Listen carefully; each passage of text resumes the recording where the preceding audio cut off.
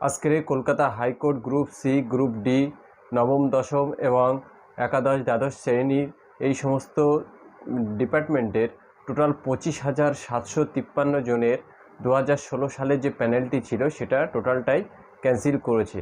এ বিষয়ে অনেকে অনেক কথা, অনেক মন্তব্য করবে, কিন্তু আসল মন্তব্য এটাই হলো যে পার্থ পটাশ কুমড়ো তিনি তার 60 বছর বয়সের পরেও যৌনতা নিয়ে উন্মাদনার ক্ষেত্রে তিনি কোথায় সই করেছেন, কোন ফাইলে সই করেছেন বুঝতে পারিনি।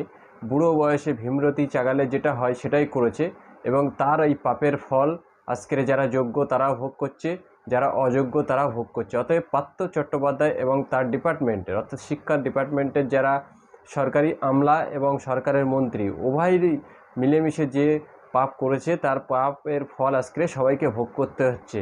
অতএব তৃণমূল দলের এই মুহূর্তে দরকার ওয়ান ম্যান ওয়ান পোস্ট, না